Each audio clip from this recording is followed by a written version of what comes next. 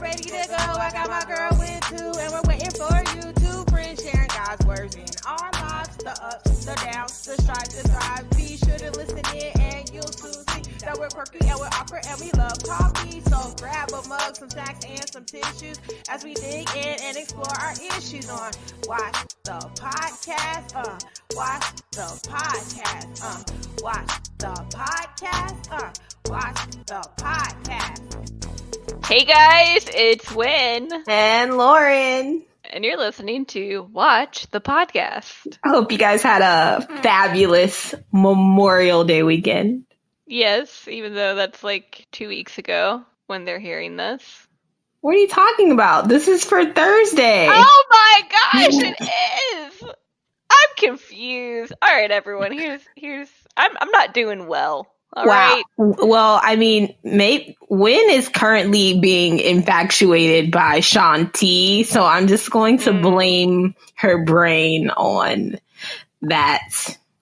I just need you guys right now, if you have like your phone nearby, just like go to Shanti's Instagram page, just like scroll through some photos, like how he's doing in quarantine. Let's just say he's doing very well, like real well. All right, I cannot even begin to. I love him. I'm just comment. So, last week we were talking, we're doing different workouts. Lorin had mentioned she's doing Shanti, and I'm like, oh my gosh, I think I want to do Shanti. Well, I did me some Shanti the next day, and I've been doing the Shanti the last week, and right now I'm sitting in a chair, but I can't feel my legs. You make it sound like vulgar, like that's a new position or something. The Shanti. To not feel it's been a while for me. I think I mentioned it's been 8 years. 8 years of not having him in my life, and he's back. Now he's back. And he's broken my body, and I just love it. You know what I'm saying? I am going to change the subject. Your kids are gone this week, too. Maybe that's why your brain is gone. Kids are gone. Yeah, I say kids are gone. So Ezra is home, but today, as we record, she's spending the night with grandma, and Jude and Nora, they're gone away with their dad this week. So, Tuesday Jude Day wasn't our normal Tuesday Jude Day, but I've talked to him every day, and I've been trying to play with him and Nora on Roblox because I'm trying to be that cool mom and still talk to them through the day. I know. What is Roblox? What? It's dumb. It's so dumb. All right, so how advanced video games are right now, they look so real, and people just go above and beyond with graphics and storylines. Yeah, and, I just bought a new computer for graphics. Okay, all right, so crazy. take all that, right, and just throw it out the window. And it is this game, Minecraft has that blocky, glitchy look. This is even worse than Minecraft. I like Minecraft because you can build and whatever. This has no building. There's no point. The graphics are terrible. There's just weird kids on there, and you can't really chat. But there's a few things you can say without it getting blocked. I don't really understand. The games I've played are Nerf Gun War, which is okay. I just die every 10 seconds. There's one that I just recently played with the kids where you're a robber and you go up to stuff and you tap, tap, tap, tap, tap, tap, tap, and then you run and then you try not the cop to get you. There was one called Royal Fantasy, and Nora was like, "Mom, put a ball gown on," and so you just but. Wow. It's just dumb. It's so dumb because it's not good graphics. There's 0 point to Well, at least it. it's safe. It's really not. Okay, that's another thing. It's not safe, and I'm probably a terrible. I didn't actually let the kids play Roblox for wow, forever. I was that mom, and then in the last 6 months, they have all these quarantine. Me as a parent. Well, no, me as a parent, I can block everything. Mm-hmm. But it's just dumb. It's just dumb. Okay, that's all I'm going to say. So, all right. Wow, I did not mean to open that can of worms. I just miss them. Yeah, I just miss them right now. It's been 2 days.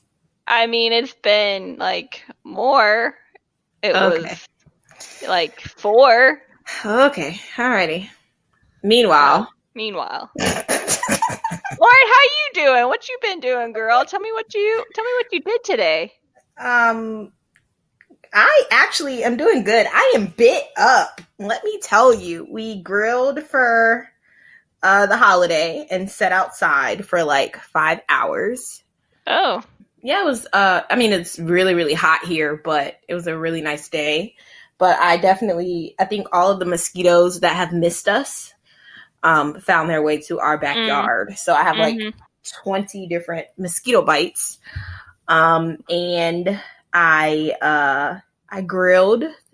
Plenty of people are probably jealous because, you know, I'm a bomb chef. What can I say? Are you? You know what? Here's the thing. Okay, you know what? Let's bring it back. I don't cook for you because you have Alan. That's what I'm saying. I was just thinking, like, when you're over here, there's Alan, and so Alan just cooks for all of us. So Right. I have and like we just take care of you. Like, oh, Lauren's coming. Let me stock up on all this like fish and vegetables. And then Alan cooks. And he just cooks. So yeah, I've never been graced by your cooking. That's pretty unfortunate. You know what? There was that one time we did Thanksgiving together at your house in Georgia, but like other people brought stuff. Yeah, was that before? You don't remember. Okay. You don't remember. Yeah. So. Okay. I don't really remember it either. Yeah. So I cooked and we listened to Versus, 112 versus Jagged Edge. Like, I'm here for these concerts. It is reminding me of my teenage years. It took me back to, the 7th and 8th grade when I thought that I was cool and that I was going to be a dancer. And so I was on the basketball dance team, Were you? Yeah, girl. I was out there twerking it. Twerk. I never knew this about you. I'm so glad that video was not a thing back then because I'm sure I looked a hot mess, but yeah, I did that. Are there pictures of this? Thank God, no. Hopefully not. I'm going to reach out to Rose this week. I doubt, my mother is not that type. Like, I am so thankful that I have a parent that my mom is not she's not the type. We don't have like the memories, which is fine. I love it. It's great. There will be no, what is it? MTV, Remember the Time. What's the show where they bring pop-up video or whatever when they pull up all behind the music? Yeah, there will not be. Behind the mic. Yeah, but all weekend I've been studying and, today I got to fly for the first time since COVID. So, we're about to be a pilot real quick. Oh, dang. I know. Oh, dang. We're getting close. I'm so nervous. You're going to be awesome. It's going to be good. I'm excited. It is. You should be. What else has been going on? That's it. Nothing that I think I'm ready to share yet. I'm working through some stuff, just...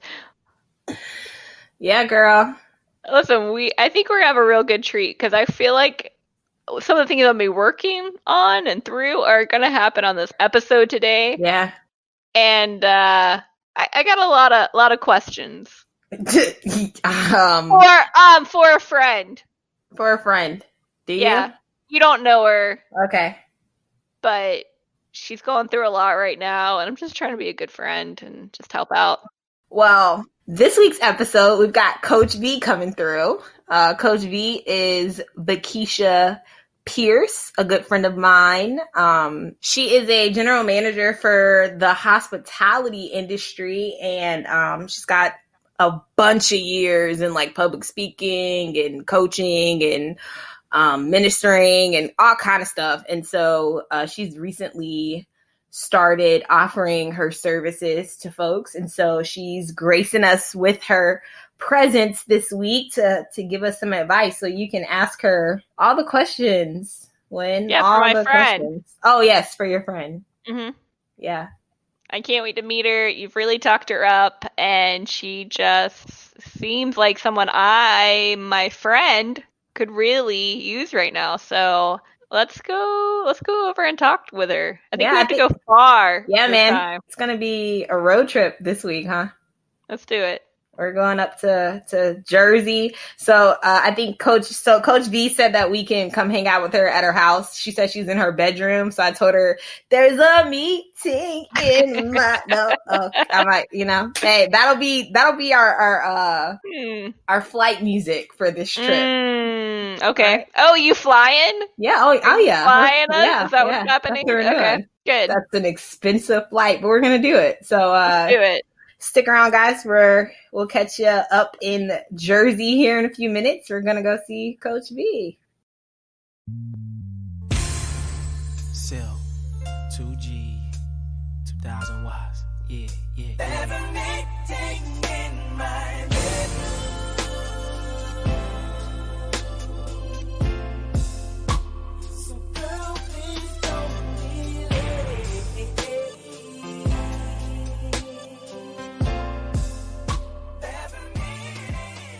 All right, guys, how's it going? Wynn, we're in Jersey right now. How's it feeling? Ooh, it's feeling not like Florida. We're here with my good friend Veketia Pierce. Veketia, how are you doing? I am fantastic. I'm so excited to be with you all today. Yes. How has your week been? Name one thing that you were excited about and one thing that you probably weren't that excited about in the last week? Oh, perfect. I did my first Facebook Live for my business this week, and that was so very exciting. I'm really happy to be able to have an audience to talk about my company in front of and get excited and give some content to. However, the thing that I'm not most excited about is the fact that I waited to the last minute to actually get the recording devices and things. And as well as my background sign that I ordered in February, I didn't look at it really closely. And then instead of it having my whole entire slogan, which is Believe, Move, Grow, it was a typing error and it said Be Live, Move, Grow. And I found that out the night before I was supposed to go live. So that was it. So Be Live, turn up. That's what Be Live. They were hyped. They were like, it's Facebook Live, so Be Live.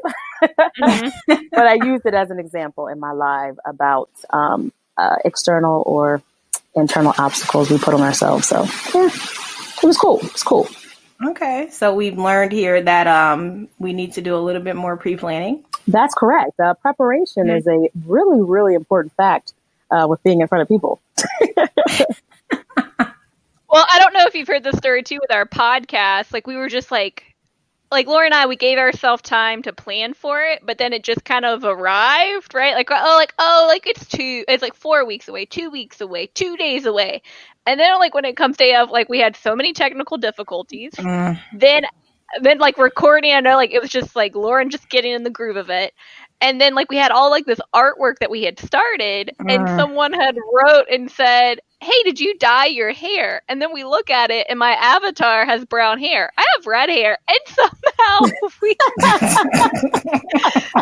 we missed, like, it's not like that big of a deal. It's just hair color. But yeah, I didn't even realize that it didn't even look like me because we were just go because we did wait. So don't let Lauren sit here ask you these questions like she has all of this figured out.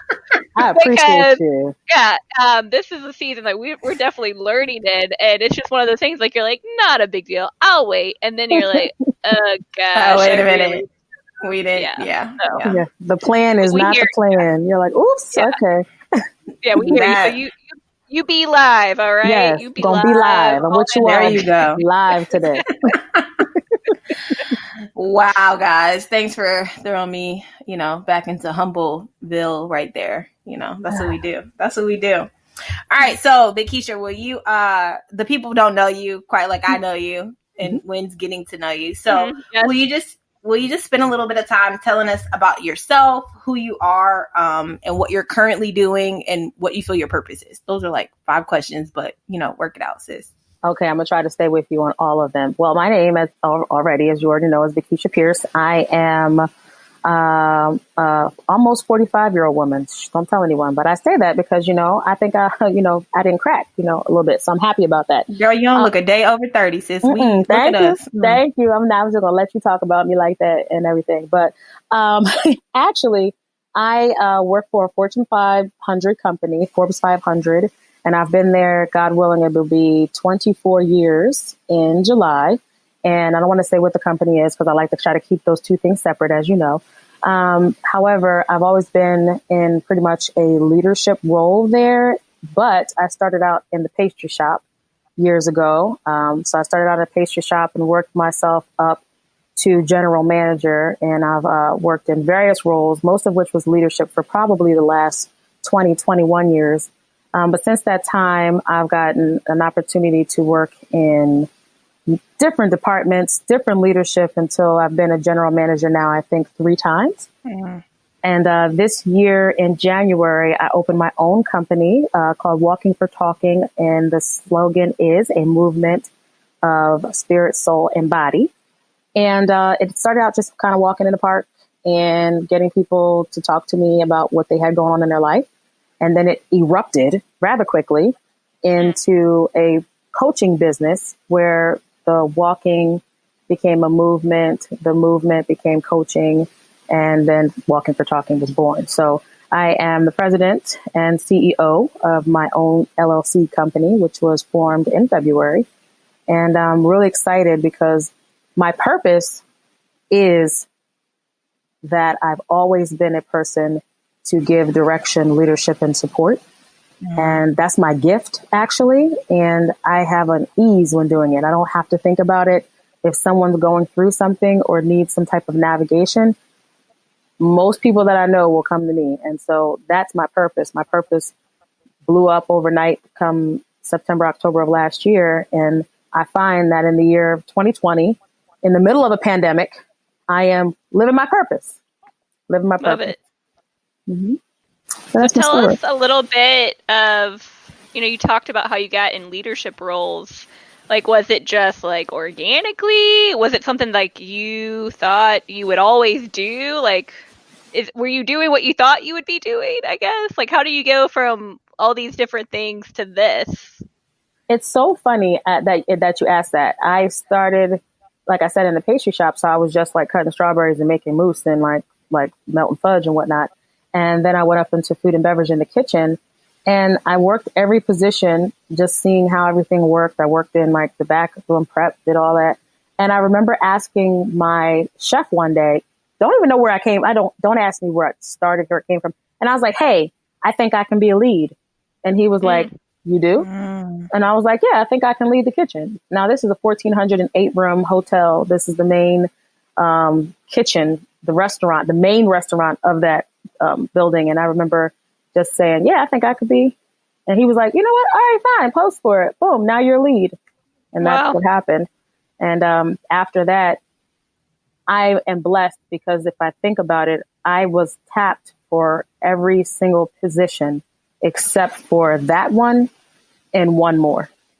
So, and I've transferred many times, different buildings, different sites, and within the organization as well. In every position that I've had, someone came to me and said, hey, have you ever considered or thought about? So I find that if I just listen to the Lord, I just kind of end up where I'm supposed to be. Amen. Yes.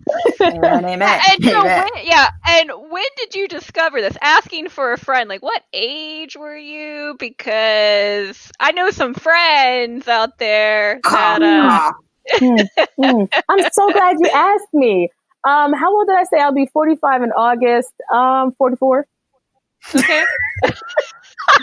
All right. So just like a few more years for our friends and listeners out there that are listening, or maybe they've, arrived to that place. But all right. So just some more grinding and some more hopefully we'll talk about that, as this, this pod goes on, like as Watch the Podcast continues in our conversation, we'll talk about some of the mistakes that I made, which, elongates your level. So, if we just learn how to sit down and hush, you can save yourself a whole bunch of trouble. Mm-hmm. All right, well, let's get into it. Let's hear about like your testimony and your walk. I mean, you just set it up, so now we must know. I always had the habit, like one of the things is that I grew up in church. Like, Lorin can tell you, grew up in church. I spent my summers in the kitchen. I was, involved with the young people at a very young age. I was 17 and I was national youth advisor of a national organization with churches in almost every state. And, I worked in, like I said, in all these leadership roles. And I think what happened is that the role gave me the thought that I was ready for the next level, but I wasn't. I knew of God. I thought I was familiar with God, right? I didn't have a relationship with him like I thought I did. Like today, I know I have a relationship with God. Yeah. But for me, it was like, I went to church, read the Bible a little bit and, talked about Jesus. So for me, I thought that I was in the right place. So I was dating a young man that I had known since I was 11 years old. And at that time, and one of the things that happens in Christian organizations is that if you're dating so-and-so, then you just are supposed to marry so-and-so. And for no reason other than the fact that y'all been dating for so long. So don't be a sinner, get married. And so that's what I did. And shortly thereafter, probably about 6 months in, and we dated for almost 13 years before this, about 6 months in, it got really, really rough. I made some, tragic mistakes. He made some tragic mistakes and it was just not a good place. And it was not a good thing. And we had a big break and it didn't end, in the best place for me. But especially mentally, I'll say I was not in a very good place. I did not have a lot of self-esteem. I did not have a lot of vision. I did not have a lot of foundation. And, I knew Jesus, so I should have. And after everything happened, I had an opportunity to really go to God in that, because at that point you feel very broken. You've lost it. So you think that you've lost your identity because, you were a Christian woman married to a Christian man and in a really big Christian organization. And you think that, okay, this is not supposed to happen. And kind of have a scarlet letter on your chest, walking around as the divorced one. And for me, that is kind of when I started my journey on trying to know who God really is. And it was even still, as I look back, it was nowhere near where it is today, but it kind of just opened up the door for me to recognize that he hears me and that if I would just but listen to his voice and try to follow some of his direction, because at the point I didn't know what following direction really meant. So I just tried to pick up some nuggets and run with them.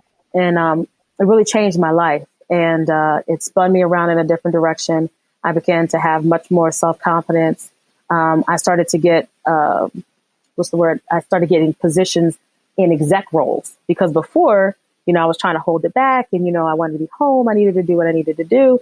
And it was just always an issue in the household with me being at work that the minute that we broke, that is when I started to soar in my career. And literally the next year after we split, I was an assistant general manager of a hotel. And then I just kept layering up, getting more and more positions.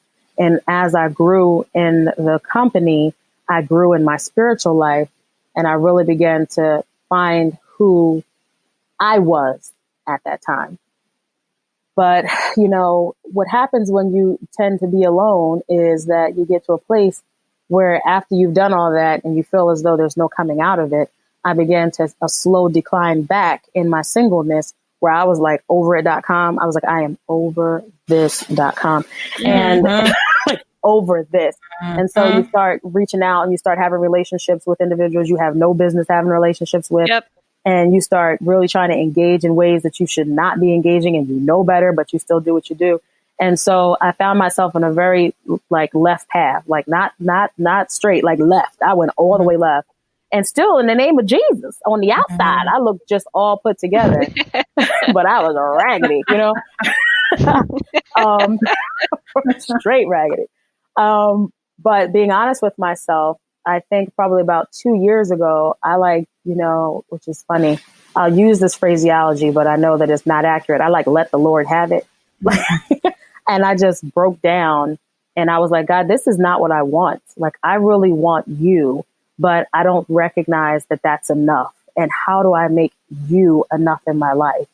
And that springboarded me into the place where I began to do research because I didn't realize that I had a faith struggle, On my website, there's some blogs and it's got hope because I didn't realize that having hope and having faith was a difference, but the same thing. Like I was like, oh no, I got faith in God. No, I love the Lord. Like I love Jesus. Like don't like I got faith, but don't ask me to hope for nothing because hope. I get disappointed in hope. I get left out in hope. Like I hope for the best and expect the worst, which is just so wrong to have, right? And so I began to study on hope. Right? I read The Case for Hope by Lee Strobel, which is an excellent book if someone likes to find out about that. He's the one who wrote The Case for Christ. And I just began to study it. And I realized that the word Abba means father. And I did a study on that and understand that Abba really doesn't necessarily mean father as we know it to mean. It means daddy. Like that's my daddy. And I began to see God not as the big guy in the sky, like the one who's meting out punishment and disappointment for how I'm walking in my life. But he became the daddy who really wanted me to do better. He really wanted to see me excel. He wanted to see me grow. He expected greatness out of me and that I had everything that I needed to do what his will for me was.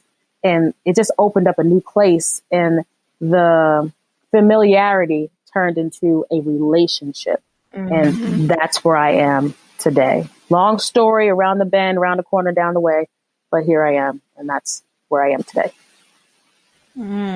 So Love it. yeah, like Veketia, we already like vibe for sure, very, and I won't say similar stories, but we've, transitioned from being in these relationships in church thinking that, you're crazy because you get this divorce to really finding God and experiencing and cultivating this relationship with him. So I think that that's awesome. And I'm glad that you're here sharing with us today. How do you think that, or can you express how you got to your purpose kind of through your testimony, or like what made it become evidently clear that this is what you're supposed to be doing and not, maybe chasing all this other stuff or getting so caught up in the everyday hustle of your day job, to say? That's an excellent question. And thank you for that, because I actually just figured this out like this week. Like literally like this week. And what happened was I always said, I do not want my own business. I do not want my own business. I really want to work for someone else because when something goes wrong, I can blame the people up at the top and I'll never have to be responsible for it. So I never wanted my own business. And my purpose, I didn't realize that everything that I was going through was for me to have a platform later to really talk to someone, and having been through it, they understand that I've been there. So as a coach, my responsibility is to give direction, to give leadership, to help hold accountable to someone else's dreams and goals. And I had to aspire to my own dreams and goals. I have to see people get through challenges, and I had to get through challenges. And it's like the other day I was speaking to a young lady, and it hit me hard that I've known this young lady for quite some time and on different kind of platforms. And, she had a situation where her stepson had he drowned last year. And as we were talking a little bit about life insurance and the importance of it. And she was like, Veketia, you wrote that policy. What? Like I had my life insurance license like a while back. I didn't even realize it. Wow. And when she reached out to me for coaching, and, she's going through a divorce. And the strange part about it is, like, she reached out because she was like, hey, I see you're a coach. Do you know anybody who can help with? And I'm like, well, actually. And right. As we continue talking, I just realized that everybody that I've coached has asked me how to come through a season that I'd already been through. So it was just absolute confirmation. Like when this business started, it started from a Facebook post of me going out and saying, hey, anybody want to come out to the park and talk? Because I had 3 people come into my office and break down in tears that day. Like 3 people just broke down. Nobody likes me. Nobody wants me. I'm horrible. Nobody will talk to me. Nobody will listen. And so when I hit the ground, it was just like, you know what? People need to know that there's people that care about them, and that if they just need somebody to listen, there's people who will just listen. And that started out in, I think, like September. I kept doing it through the winter cold. And the next thing you know, January, that's it. And here I am, LLC, walking in my purpose, walking for talking, if you were, the name of my company. Love it. That's it. Good. What? I know you've mentioned some things like you've had some swerving, or there's probably some things you might do a little bit differently, but they're a part of your testimony, so they just they just are or is. What are some things that you've learned, right? That like you probably had to go through into getting to know God. Like, all right, so either it was a mistake or not a mistake, but it also brought you a little bit closer to God. I know you mentioned your marriage is one of them, but is there, or divorce even, is there anything else too that kind of just like popped up? Yes, me understanding that what you put in is what you get out, you know, because I started to listen to the word more, right? When I started to want to have a relationship with God and not familiarity, it changed me to a place where I wanted to have a relationship with him. So in order to have a relationship with him, you have to read his word more so you can understand who he is, why he is, you know, why does he operate the way that he does? What are his promises? What I can fall back on?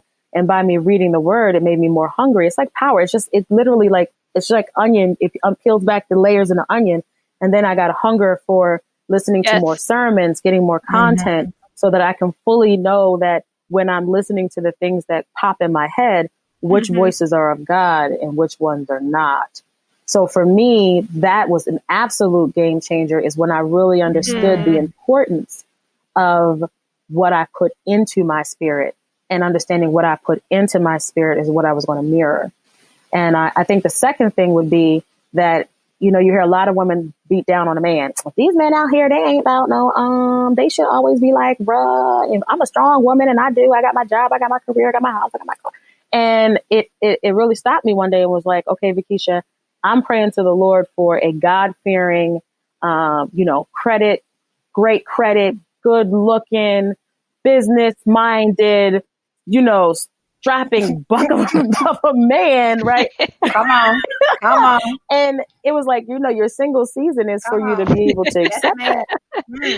So if you say that you want a man with good credit, how you walking around out here with a 626 is like, if if you saying you want a man that is spiritual, do you know any Bible? Like, can you find any word in the Bible? And so I recognize that for me, those are the things that I had to get in check, was that, you are what you eat, if you will. So that's what happened for me. Good. Yeah. That's good. Wynn doesn't have those problems. She's got a whole chunk of Oh my We're not even. gosh. We're going to talk to her about single seasons. But anyway, that part. Moving right on. Well, I do. I mean, I would like to, again, asking for a friend here. A friend. Okay, it's just me. Let's just say it's just me. Right now, I was gonna let you have it the whole show. I really was. Through these episodes we've been on, even just talking with Lorin, like, I'm at a season where just my eyes have been like open to so many things that I want to change them. And it's like, it's different than like my really hard seasons that had like these major changes, but I just like, I am just so thirsty and hungry for God, and I'm just like consuming, right? But it's also like I'm at this place where like I still got some old bad habits that I'm trying to get new, right? And it is just like this tug of war. It's like I just like, I can't stop. I want Come this. on, Paul. And then it's that's a Paul. I can, but I shall, but I won't, but I want to, but I don't. But I listen.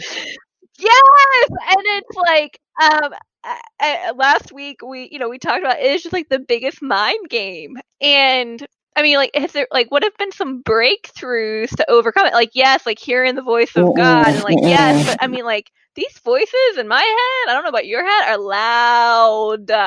And there's like, you like we gave an analogy the other week, you're like a little flower blooming, and here comes the lawnmower, and you're about to get mowed. There's nothing you can do about it.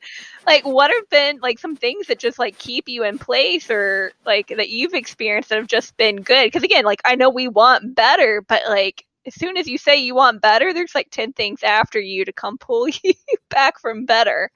What have been some experiences or things that kept you to keep going? Honestly, it's my circle. You really have to surround yourself with like-minded Christians, and then you really have to detach yourself from less like-minded folk, you know, and I'm sorry to say, in some cases they are Christian too. And it's not that you're looking down at them. It's not that you're any better, but it's that your spiritual level has elevated and you need to be on the playing field with those that are above you or at least equal to you in that. Because when you get into your seasons of drought, when you are thirsty and you are like, I don't know what to do, you can't put yourself up next to somebody who's going to be like, girl, but that's the reason why I don't even talk to them. Like, no, you need to put yourself up with somebody that's going to say, well, what did you have to do with this? Like, why are you so upset about this? Did you seek God in it? Did you pray on this matter before you decided to go do that? Your circle is necessary, honey, because if you fall out the wall, I always say you're like, a Christian is like an electric cord. You got to plug in to, you know, the body of Christ, if you will. You got to plug into that. And if the plug falls out, you in trouble. And you need somebody that's going to come back and plug you back in that has the same kind of voltage that you do. Because, you know, if they don't, you know what happens when you have a bad battery pack and you put it in and it kind of starts draining everything out. So it's really important that your circle is on the same level or above where you strive to be, because it's going to be your buffer in your darkest hour. What about those? I mean, I'm very fortunate to have Lorin. Sorry, Lorin, I'm putting that pressure on you to be my voltage right now. And she knows she is. So like, whatever. We're not even going to go there and get emotional about it, Lorin, because I know you're about to cry. Wow. I'm just thinking about those, you know, we're coming out of COVID, maybe coming out of COVID, things are opening back up, you know, like there's a lot of, you know, things aren't the same anymore, right? It's not like I've just digested so many sermons because like I'm really missing physically going to a church. But now like I feel like I haven't stopped reading the word. I listen to many sermons. I got Christian music playing all the time. Like I feel like I'm at a way bigger level than the every, you know, Sunday I attended. Like now I'm just like I need it all the time. But that circle piece, like it's hard for those to go find that right now. Especially like, you know, like again, I'm very fortunate to have Lorin, but I know not everyone has that. Do you have any advice for anyone that's listening right now? Like, I don't have a circle. I don't know who to reach out to. Like, how do you look for that when we're in this strange time of like being at home more often than not, or like, you know, hugs aren't really a thing right now, or walking into church. I mean, my church had mentioned like they may be opening in 2 weeks. All right. So does someone need to wait 2 weeks to find that circle? Like what advice would you give them? That's I would say really suggest for me, I started listening to different sermons and things when I was like 20, and I didn't really recognize the impact of it. You know, I listened to one pastor, off and on for years until recently. I recognized I was listening to them so much that I felt like I was a taker and not a giver. Right. So for me, I recognized that they did so much around the country that I began to make a financial donation. And because like you were struggling for the word and needing sermons and being like I was searching for something, I began to download their apps. And as I download their apps, I began to like look at them on YouTube on my smart TV. And then there were chats, and I would get into chats with people. And then after the chats with people, I recognized that you can send them an email in different Facebook prayer groups. So for me, you know, I find that helpful because Lorin will tell you, as big as our church is, like, you know, like I know like everybody and everybody knows me, which is like, I know everybody and everybody knows me. So sometimes that can get really heavy. So when you don't know someone, I would really recommend like any of the YouTube messages that you find and that you find that kind of speak to your soul. Stay connected on that platform and comment. Look, if they usually have Facebook pages. Look, most of them do have Instagram accounts so that you can engage with dialogue immediately. And, you know, I just picked my phone up the other day and a strange call came in, and it was a recording from that lady I had been listening to for all these years, just sending me a hey, I hope you're focused message and know that God loves you. So sometimes it's all about the networking piece. And if you can't network physically, you can certainly network on a online platform right now, because that's like all we got, but it can then spearhead you into the right direction going forward. Love that. Yeah. Are you still going? I'm done. No more friend questions. We're good. Okay, we'll get back to this regularly scheduled programming. All right. No. So before we transition into actually getting into the work that you're doing now, Veketia, can you just like kind of on the same topic, let's just say top 2-3 pieces of advice would you give someone that is kind of struggling to figure out how to cultivate a relationship with God, whether they're Christian or whether they're, new to the faith or not even a believer, right? What are some things that have either helped you or that you've seen could be a good resource tool, comment, whatever, to give to folks that are struggling right now? Okay, the first is find a version of the Bible that works for you. Oh, honey, I can't tell you how many people that are still reading King James Version. And I'm like, but you failed. Struggling. But you failed literature though. But you failed English. Like you failed that. Like, why are you reading that version? Like you're not that good in school. So I would really tell them to find a Bible app that really speaks to them in the right way. New King James Version, like something like that speaks in everyday language. Because when you have a Bible app that you can hear the word of God in your talk, it really helps you understand the word more. So that's like number one. The second thing is find a scripture that speaks to you and hold on to that bad boy like a life raft for dear life. For me, I remember I was going through right. I was like, laying prostrate before the Lord, like old school, like laying like face first on the ground praying, going through some really major things. And I picked up the Bible in my hand, and this is an honest to God truth. And I picked up the Bible and I was like, Lord, please give me a word. And I opened the Bible up and it fell to Psalm 46:10. Be still and know that I am God. That is my anchor scripture. When all heck is breaking out loose in my life, I will remind myself that he told me to be still. Don't worry. Just be still. Just sit there and know that I am God. So having a power scripture is necessary. We have weapons of warfare. That is the word. That's the Holy Spirit. And that's prayer. And the last thing I would say is to pray more. Have an active conversation. When you talk to, when you and Wynn talk, y'all talk all the time. It strengthens your relationship. Mm-hmm. So I would say the same thing when you talk to, God, talk to him all the time. My mother used to kill me because she would like, Lord, now where I put my keys? And I was like, Lord, ain't worried about you and your keys, lady. But miraculously, the Lord was worried about her keys. Her keys would show up. So when you have an active relationship with God, when you're like, Lord, should I really make this move? And you be still, he will reveal himself to you in a way that you didn't necessarily think that he would. And you have to think of it like a baby. You have to, when you're first starting out and you don't have all the tools that you think that you need, you have to trust him at face value. If you're a baby that's just jumping off the couch into mom or dad's arms, that's the way you have to be in your walk with the Lord, is that you have to really recognize that he's our Abba, he's our daddy, and that just trust him and just jump into his arms and allow him to catch you. That's good. That's really good. Oh, gosh. This has been really good for me. I don't know about everyone else listening, but this has been real good. Perfect Wynn is timing.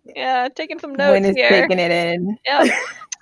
Wow. One of our last questions is, how has your testimony transitioned you into seasons of triumph?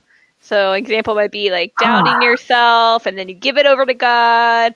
Or, if there's been some addiction. I mean, addiction comes in so many forms, not just like drug abuse, but I mean, something I've shared on last episodes, like approval addiction. And now took the word out my mouth. People pleasing. Yes, so it's nice. Excellent book. Read it. I am. Excellent book. Yeah. But yeah, like what have been some of those part of your testimony that's transitioned you? I think for right now, for me is really truly believing the scripture, like understanding that the Lord has placed in me everything that I need for every season. Like I'm not going to get no more. Like ain't no magic school bus out back with, a bunch of stuff loaded up for me for my future. There's not some, magic elixir that the Lord's going to be like, all right, now, darling, you went from this level to that level. Now I'm going to fill you up with this. No, everything that I need is already in me. I just have to activate it. So for me, like that people pleasing was huge. And in my upbringing, I can't, let me tell you something. I cannot stand pretense. I when I tell you, I hate people pretending, please be authentic. And that was as I transitioned to today, I had a huge issue with that. And I had a people pleasing addiction because I wanted to make sure I had a certain kind of image to be able to be seen a certain kind of way so that I'd have a certain kind of appreciation for who I am. And now I don't give two rats. I could care less. Like, I don't care, because at the end of the day, I am who God made me to be. I am finally in love with Veketia, and I am absolutely okay with who she is, bruises, bumps, and all. I understand what acceptance versus avoidance is. Like you said, when you have those very ugly pieces of yourself and you're like, oh, this is so ugly, and you want to do better. I completely understand that, but I understand Jesus came to bless, not to condemn. And when I feel a spirit of condemnation, that's the enemy really trying to come and take me off track. But if I recognize that I slipped and I fell and that his mercies are renewed every single morning, that I can pick back up and start all over again. So for me, that transcends over everything that I slip and fall in, is that surety that God is going to see me through it. So for me, that's where I am. I like it. Like, the young folks were like, that's where I'm at. No, but that's not proper English. So that's where I am. Okay. So Veketia, let's talk about Walking for Talking for a little bit. So, I will say that I've had the privilege of like kind of seeing this kind of come off the ground. I remember getting a text message like, hey sis, keep this a secret, but this is what I'm doing. Right. So I really, and for those of you all, we'll of course link information related to Veketia in the show notes, but Veketia is a coach. She does, pretty much like life coaching. And again, as you've heard, she does these walks with folks. She is in the New Jersey, Philadelphia area. So if you are in that area, see her or go to her website if you're not. But what would you say, like, how would you be able to tell that you would need a coach? What are some signs that show that? Excellent question. On the live that I just did recently, I did one with what's the difference between coaching and therapy, because people get very confused all the time. Therapy, you need some type of clinical licensing. You know, that's usually when there's a psychological level issue, or some type of dis-ease. And as I'm saying, a psychological disease. So dis-ease being not at ease. So that is generally what therapy is. Coaching is altogether different. Coaching is more along the lines of, I am like all over the place and I have these goals and these dreams, but I just have no idea how to get there. A coach is more or less a navigator. Now, I'm not going to give you the direction. Like, I'm going to point you in the direction. I'm going to steer the boat a little bit. I'm going to move you in the right direction, but you have to do the work. You know, it's more along the lines of someone that says, I have these goals. In my program, I'll do kind of wheel of life things. I'll do different platforms to see what's really important to you. I'll do strength finding to see what you're very good at. And then we'll determine, like, what do you want to change? What is it that you want direction on? What is it that you've fallen off with? And then once we get a good 3 to 5 goals in my 6-week program, we work through how we get there. But I use a spiritual foundation in which to do so. So that's kind of how it goes. I know Lorin said New Jersey area, but I mean, you could see people all over the world, really, right? Or no? How does that work? Yes.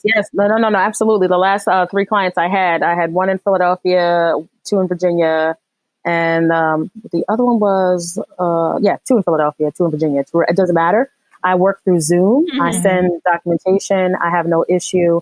The walks, I've walked in Phoenix. I've walked in, I wasn't in the Virginia area. I do all that. The walks are more or less just a place for people to come.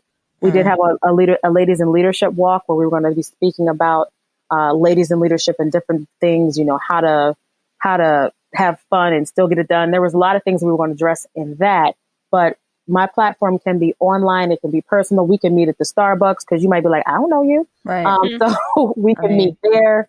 I have had people come to my home. I've done it through phone. I can do it on any platform, honestly. Mm-hmm. The person has to be comfortable with me.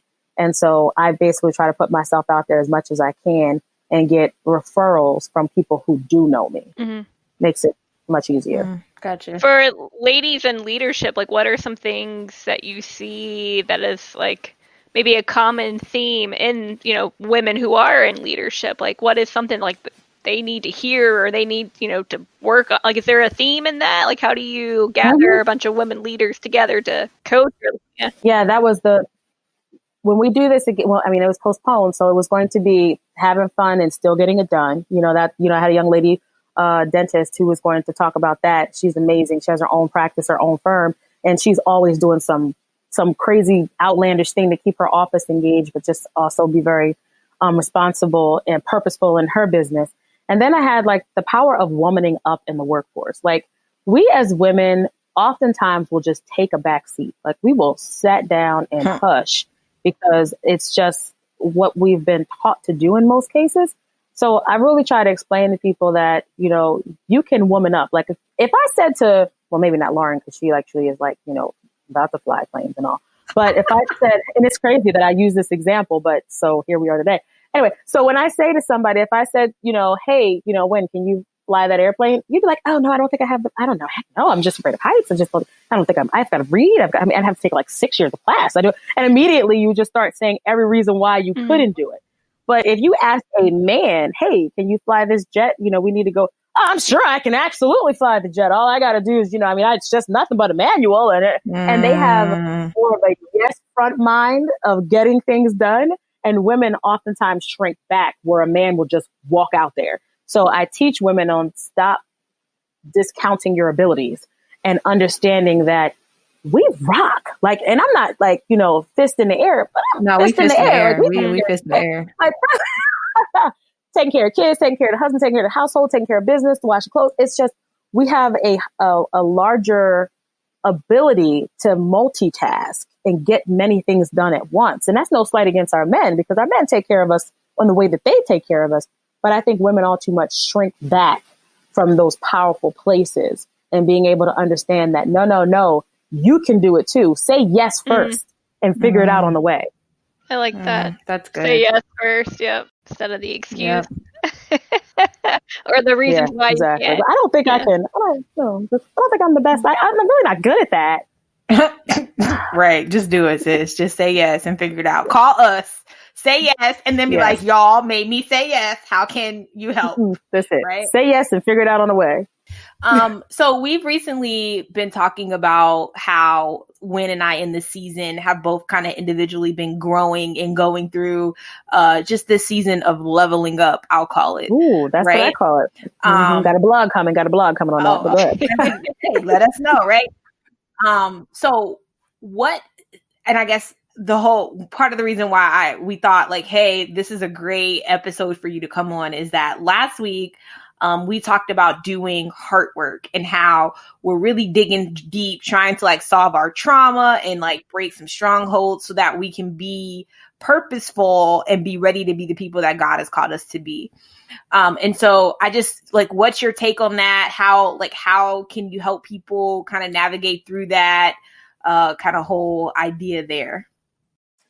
Actually, I think that it's important that you figure out what is the thing that's causing you the most angst and you put it to work. You a lot of times we want to take the easy route and you be like, well, I can just like maybe just stop cursing and then I'll be fine. But you have a absolutely horrible mind as it relates to your inner conversation about others. And it's like, okay, so is cursing really it? Or is it that you really just have hurtful, angry, nasty thoughts about this person over here that you like basically kill every day of your life and like throw the body in the water, like in your brain, in your brain. So I think the important thing is to find the thing that causes you the most pain and actually walking in it. This is my year of discipline. I used to not be, and I say those things and those words on purpose. I used to not be a person of discipline. I would get things done at work. I would get things done in my life. I'm successful as some would call it. But when it would come down to my eating habits, I may not have been as disciplined. When it came down to my financial habits, I may not have been as disciplined. When it came down to my spiritual practices, I wasn't as disciplined. So for me, this is my year of discipline. So I'm working on my financial health. I'm working on my mental health as you speak in heart work. I'm working on my physical health. Because in order for me to get to the next platform that God is having me go to, that I feel as though he's opening up, I've got to be ready for it. And it's going to require discipline. Well, I mean, I think you can share this. I think Laura and I have kind of like figured this out, or figuring it out, and like maybe we made it a little messy. But is there like a path, like the way you just said, discipline, right? Like that's the theme of your life this year, and you've been able to put it like a discipline in this area, discipline in this area, discipline in this area, which means it kind of covers all areas of your life. Like, how do you get there? Because like you could say like, oh gosh, like I'm so stressed out in this area, and I need to work on my marriage, and I got to be a better parent. Like, as women, we do like our brains are everywhere, and so what feels like a million things we need to work on, you just kind of summed it up in one word. Like how did you get that word? I mean, discipline. I'm gonna guess it's probably God speaking it to you, right? It's not like you're. Because he knows it's foul. He said she is raggedy though. But instead of like, I need all these million things, and like it can just feel so. I've just been there where it just feels so overwhelming. Like I need to work on 15 different things. If I even just work on one, I feel like I'm not working on the other. Like, how did you get there to the word, and then just make it like tangible, bite-sized things to work on, right? Because that's where you have to get. You have to take. You just summed up it through discipline. That's what you're going to work on. Yeah, that's when a coach comes in handy. Honestly, when that's exactly when a coach comes in handy. When you say, I got all this going on and I don't know how to streamline it and get it together. I have a coach. You know what I mean? I'm finishing up my program now, but it was very important to me to figure out what is the biggest thing in my life that needs the most attention right now. And I took it bit by bit. But this is why having a Christian coach matters, because I was able to say, you know what? One of the things that I learned in general coaching is that something that doesn't happen a lot is that people are not kind to themselves. They do not know how to be nice to themselves. They're nice to everybody else, but they are not nice to themselves. They don't give themselves a break for being angry or being tired or not feeling like it, or I just don't want to. And then we know some of those people, don't we? For asking for a friend again. For a friend, yeah. For a friend. But my program teaches, when I say believe, move, grow, it starts with the inner man. The belief portion is starting with the inner man to really help you understand that the first thing that you have to do is be kind to yourself.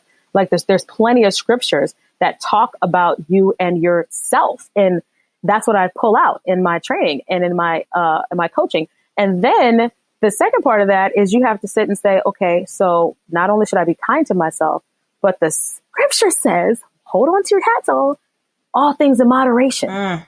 We really just think we can solve the world. We are not God. Like, that is not our thing. Like, only he can do that. What we need to do is make certain that we try to be, what was my favorite line, Lorin? I do not want to be yesterday's Christian. And that means that I really want to every day be a little better than I was yesterday. And if I slipped and felt like Lord, I surely did curse that person out, or I surely didn't operate in the highest integrity that I should have, that was that day. And again, his mercies are renewed every morning. And if he can forgive us, then why can't we forgive ourselves? And that is why having a Christian coach is so necessary, because we will remind you of those things. We will direct you on that path. We will put you back on the steps so that you will keep walking in a direction that you'll say, discipline is it. That's what I need to focus on. That's it. Everything else can wait. After we master discipline, then I can go on to, okay, gratitude. Gratitude is what I need to get to. I need to work on gratitude. Like, I know already that my next season is a season of gratitude. Like, I already know that, because as I'm starting to be more disciplined, I'm starting to recognize that God has been like very giving in my discipline approach. Like, me trying to be more disciplined, he's just unlocked so many things. And so it's like, I need to be thankful more. And so it's already shown me my next season. So that's kind of how I do it. I don't know, it may not work for everybody, but no, I love it. It makes me think too, like you just said, discipline is your season, discipline your finances, discipline your eating. if you replace that with gratitude, it's like that's your next level.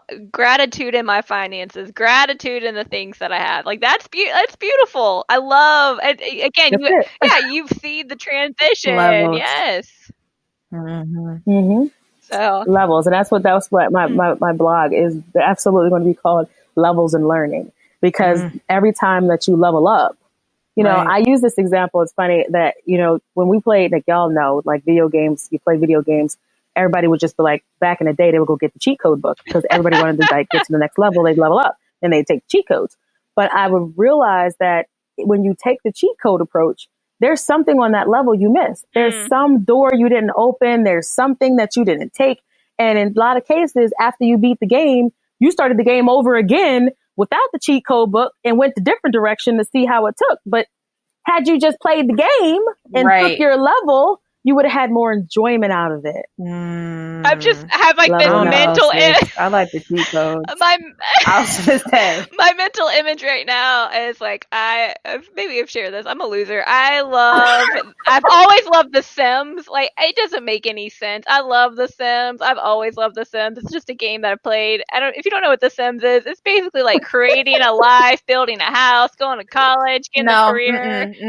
No, The Sims is literally like fake life. It's Fake life. the worst Exactly. thing ever. Fake It's life. fake life. And you just sit Instagram there life. and you Oh, watch. I'm sorry, not Instagram. Right. Instagram There you life. go. No. But what I'm thinking is, That's not I love the cheat codes, like ka-ching, ka-ching, what gives you more money because then you don't have to earn it. And then, like, it's true. Then I build the house and I have it exactly how I want. I'm like, this character's not even fun anymore. But maybe they needed to struggle.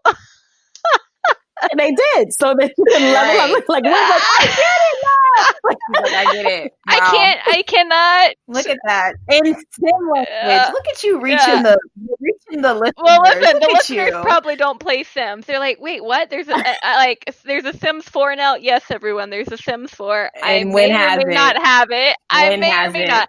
I probably play like 5 times a year. Like that's not exaggerated or downsized, but I've probably played it like thousands of times in my childhood to today, and I can't. Now you want to go back and play all the games all over. Well, I See? probably will die, Right. right? I'll probably die because I won't be able to feed myself in the game if I don't do the But you know what? I might try it just for this experiment of like what would happen if I didn't do the Yes. cheat. Maybe I Yeah. will. There you go. I'll report back. You would enjoy it more. Mhm. Yeah, because you would grow. Yeah. She'd be like, "Oh my gosh, Lorin, guess what I learned? Guess what I personally learned how to do without the cheat code." All right, that might be an experiment coming up. Let's see what happens. Love it. So Veketia, I watched and listened to your live, and I think the biggest takeaway that I had was this idea that just because like we have self-care, like self-care doesn't mean that we go to the spa or that we get our hair done or that there's a deeper level to that self-care. Can you share a little bit about that? And then I'm also going to link your live because it was good. But anyways, Karen. Yes. Essentially, you know, when everybody thinks of self-care, anybody be like, oh, girl, I get my nails done. I got a once a week massage that don't nobody come and bother me on. And you think about all the things physically as it relates to self-care. But we don't think about self-care being a very mental activity as well. So when you want to really involve yourself in the self-care, that comes with the being kind to yourself. That comes with if you feel as though that you're at ease and you have a bit of a disorder and you have some disease in your spirit or in your life, that you're taking the time to really investigate it. You know, is this normal emotions that I'm feeling? Or do I maybe need to just talk to somebody for 2 or 3 days? You know, do I need a coach? And, you know, after coaching, do I need therapy? You know, there's something to be said by individuals that really have introspect on how to care for their innermost self.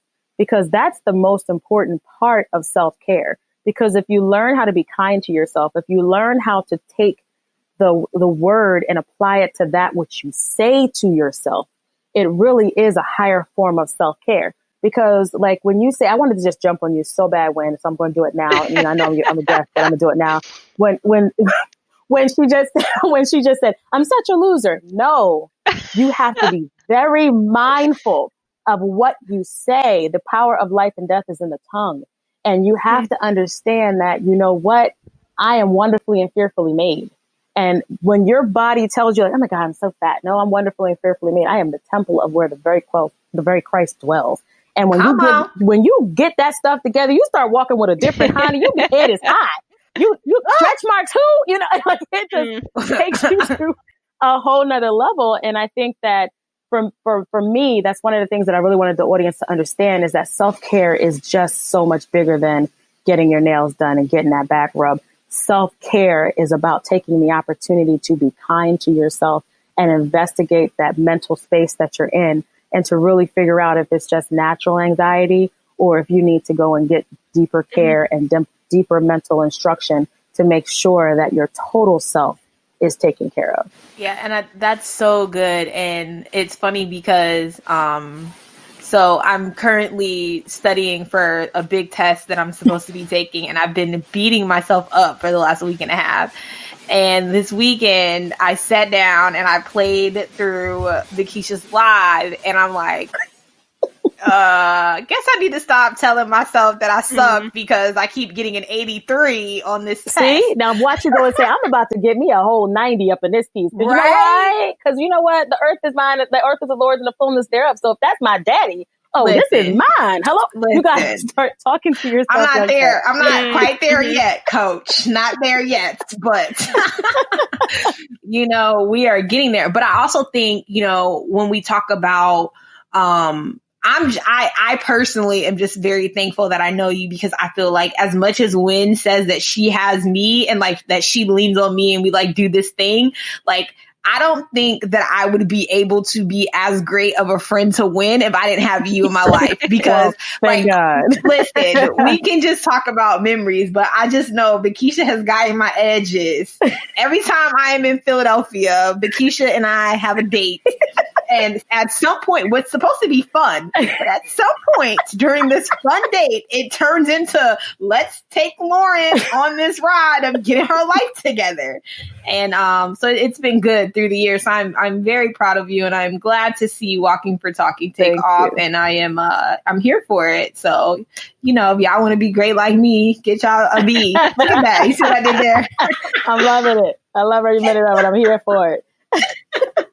I really thank you for the opportunity to be on Watch the Podcast. I love what you girls do, and I really am just excited for what the Lord is going to blow up in all of our lives. Like, I am on pins and needles. When I tell you, I am watching a movie with popcorn falling out my mouth, like it is about to blow, and I'm really excited that I've taken the boundaries off of who God is, and I'm just so excited that I know that people are listening to me, and I know people are listening to you all, and further taking the boundaries off of God in their lives. And, you know, everybody's about to just level up. I just had like a thought. I've said this a few times on different episodes, and I'm thinking you'll be able to say this better. So that's where I'm going to go with this. I need you to say this better. So we've talked about that. Well, we've no talked pressure. About like, hard things we've been through, or hard things other people have been through, just hard things going on. And I've talked, like, I know I've said, like, it's like a mindset. Like, it's as easy as saying, I'll do different, I'll think different, it will be different. But it's like a million times hard to say, like, it will be different, I will do different. It's got to be, like, something's got to be different. And it's hard to put it, like, to me, it's hard to put in words because it is just changing your mindset. But I mean, it is so hard. You know, you talked about it was hard to have hope for you, but you just spoke hope into our lives just now, which is just like rolling off your tongue. Like, I don't even think you breathed like, just now. Right. And I'm like, obviously, like you said, you struggled with seeing hope in things. Like, okay, that might be what scripture says, but that doesn't apply to me. Like, you know, it's hard as changing your mind that say one day, that's for me. Yep. The hope is for me. The scriptures are for me. Like, Christ dwells in me, right? But is there I don't know. I guess I'm looking for better words of, like, it's just as hard. Like, it's as easy as it is hard.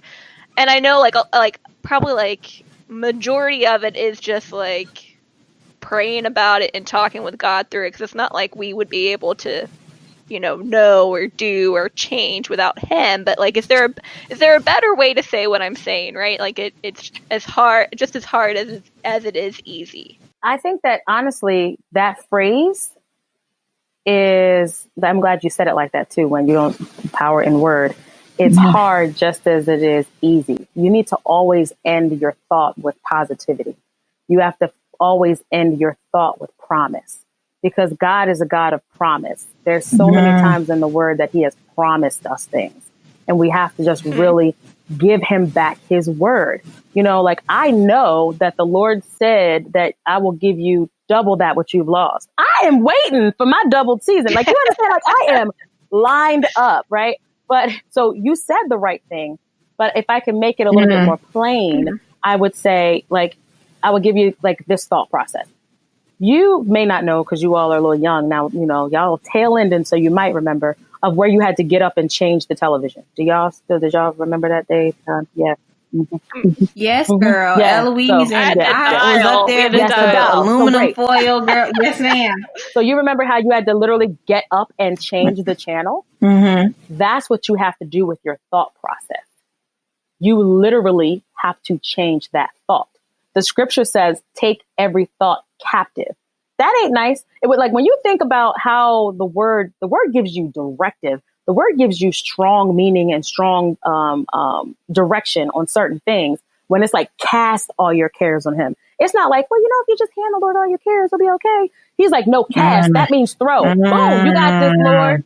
When it's like, I got to take every thought captive. It's not like, well, you just take everything and walk it up to the Lord. No, you take that thing, like, and you got to like get it together, and you have to wrangle those thoughts. So when you hear yourself saying something crazy, that's when you have to literally physically change the channel. It's hard.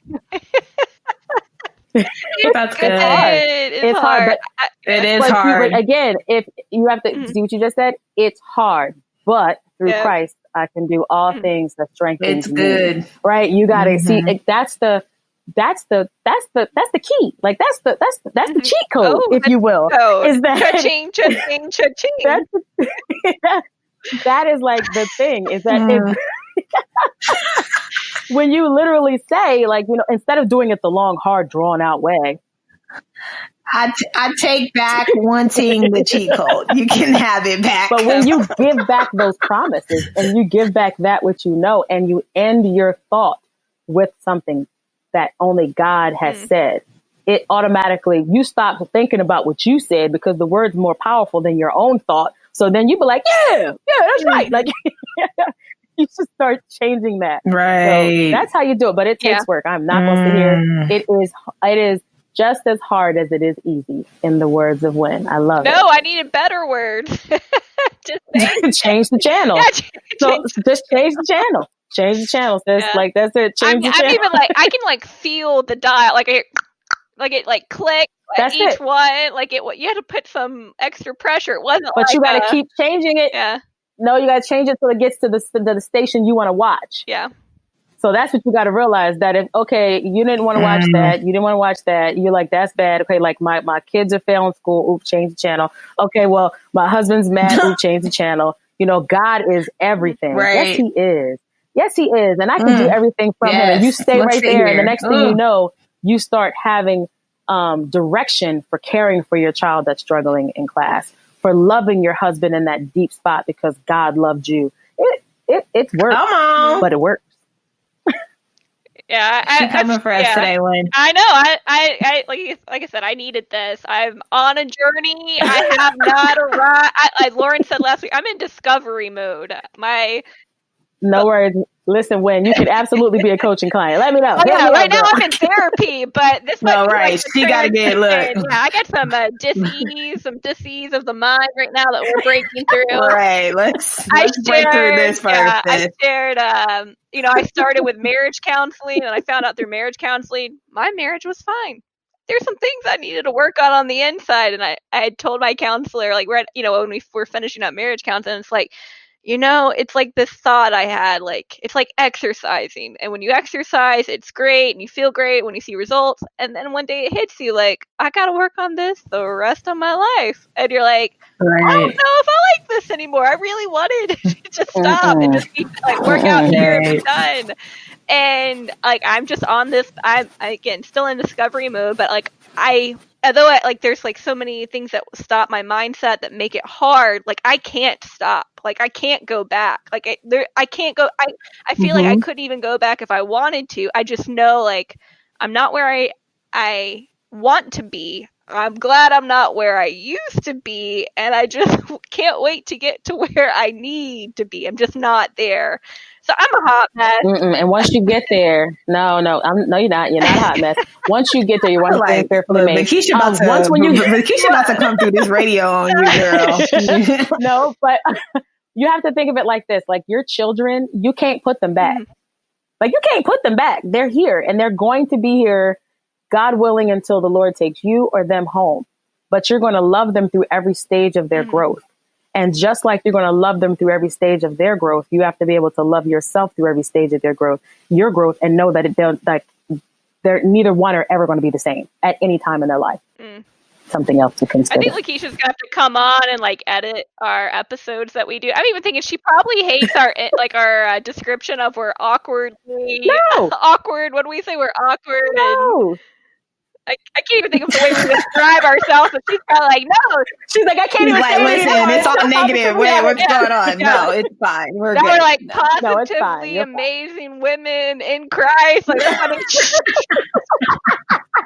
don't think awkward is negative. I think awkward is very positive. Okay. Yes.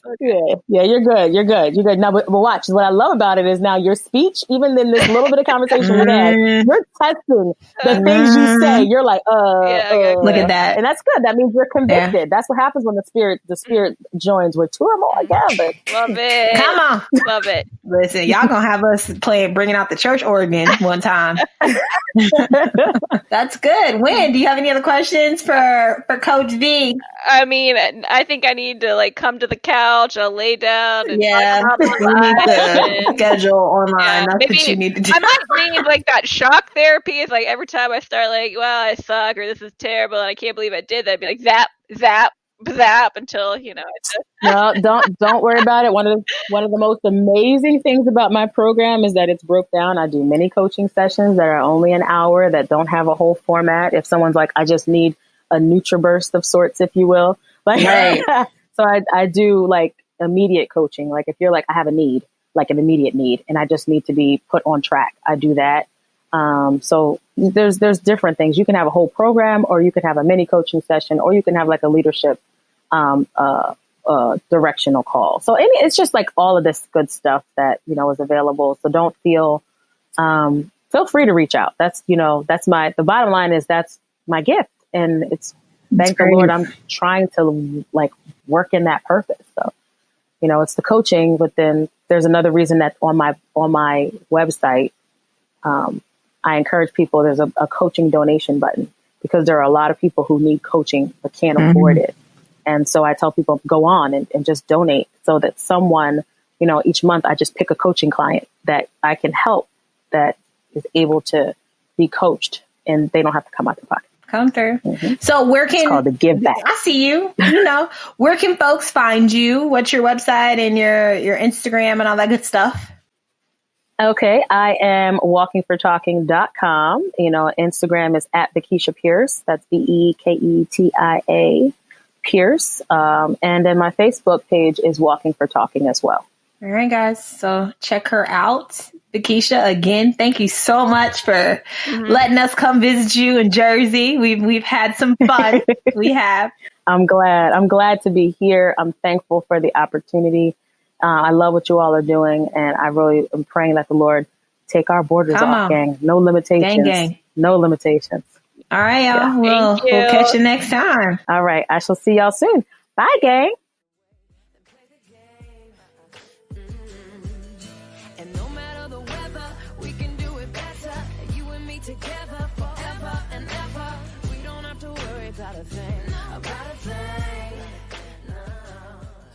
Wow. Wow. Veketia is everything that I need in my life. Isn't right she now. amazing? She's amazing. Like, I promise you, and I said this already, but I would not be the half of the person that I am if I did not grow up with her in my life. Like, she's gotten all of my edges together. I mean, you said that you also probably wouldn't be a good friend to me, or maybe you just said friends in general. I just inserted myself. Did I say But that? maybe I need to be Veketia's friend and just not your friend. Maybe that's what I need more in my life. More Veketia. I think that was a takeaway. No. What? No. See, we don't bring you can't replace me. Ooh, darn. All right. Well, I guess we just got like a handful Darn. more. Wait a minute. I mean, we've only been friends since 2011. Listen, get your life together. I know. The children need to come home. That they do. Your children need to come home. Yeah, they do.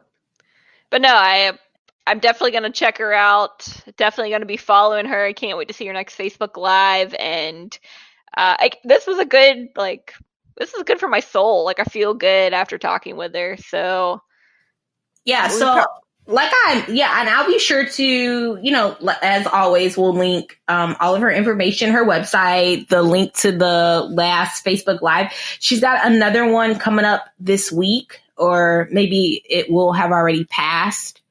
But I'll share the link for her next her next Facebook Live as well.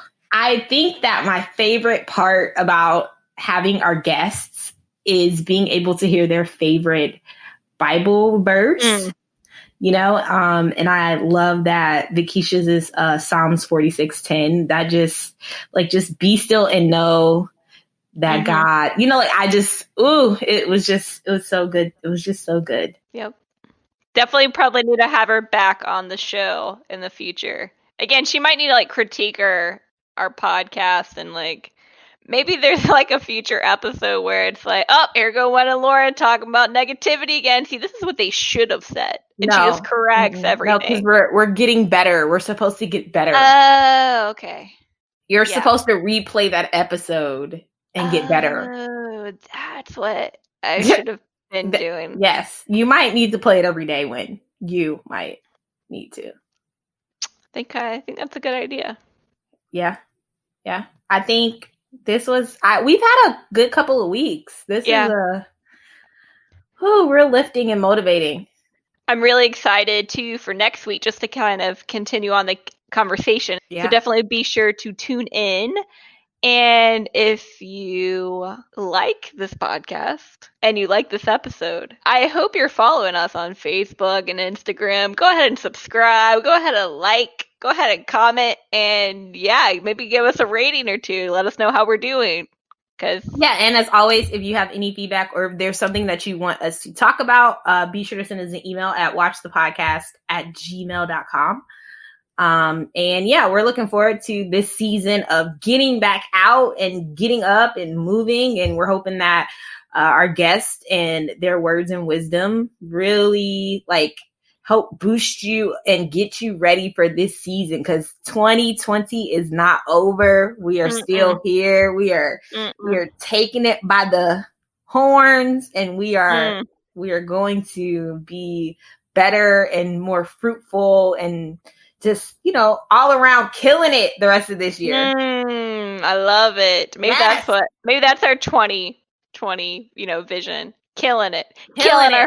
Killing our finances. Killing our relationships. All right, I need to go back and listen to this episode. That's really what needs to happen. Yeah, that's what I need to do. Yeah, I'm gonna go listen to it right now. All right, guys, we'll catch you next week. It's gonna be another good one. All right, bye, guys. Bye.